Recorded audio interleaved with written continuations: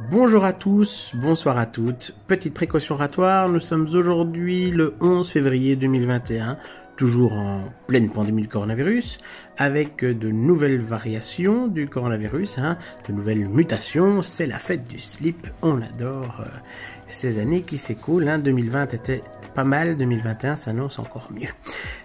Tout ça pour vous dire que vous qui regardez le contenu de la chaîne, peut-être qu'on est déjà en 2022, 2023, peut-être 2030, quand on met un truc sur internet, on sait pas combien de temps ça dure.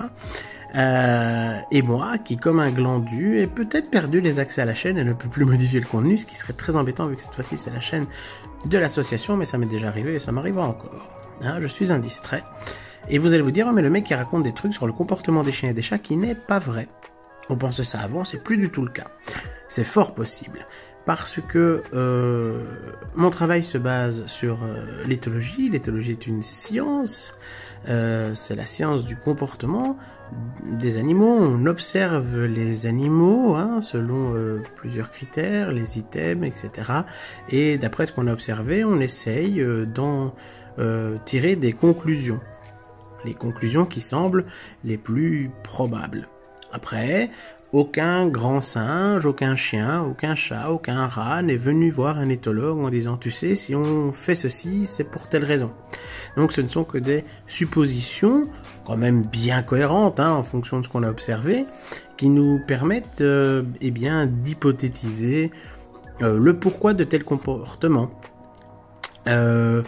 Le comportementalisme, comme on l'entend quand on parle de comportementalisme canin ou comportementaliste félin, c'est simplement l'étude du comportement en interaction avec l'homme. Donc votre chien agit comme ça dans ce cadre de vie. Nous allons vous expliquer ce que vous faites vous qui fait que votre chien agisse comme ça et comment faire pour qu'il n'agisse plus comme ça. C'est en gros être des interprètes pour qu'il y ait une harmonie au sein de votre foyer et que vous compreniez votre animal.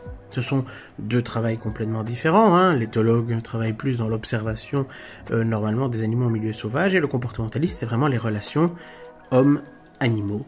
En général, animaux évidemment domestiques.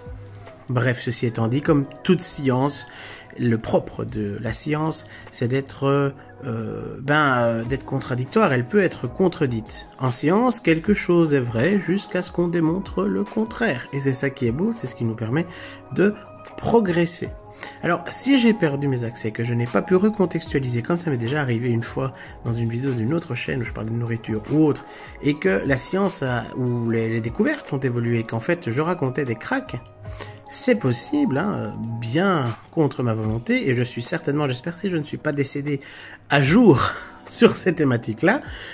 Mais si ce n'est pas le cas, et si cette chaîne reste ouverte, et si le contenu est ouvert, sachez qu'il est possible qu'un jour, ce que je dis ici ne soit plus valable, parce qu'on aura démontré qu'on se trompait.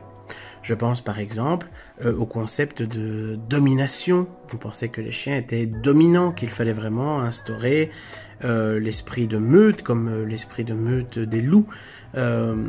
Enfin, plein d'exemples comme ça qui se sont avérés être des conneries quand on a mieux étudié le sujet. Donc, tout ce que je vous dis maintenant est vrai actuellement. C'est l'état de la science au moment où je vous parle. De la science comportementale du moins. Peut-être que d'ici quelques années, ça changera et je n'aurai peut-être pas eu le temps de remettre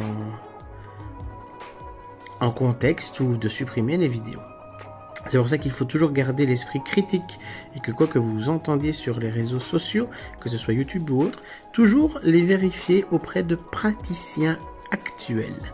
N'oubliez pas, ce n'est qu'Internet, il y a le vrai monde avec des praticiens palpables chez qui vous pouvez aller demander conseil.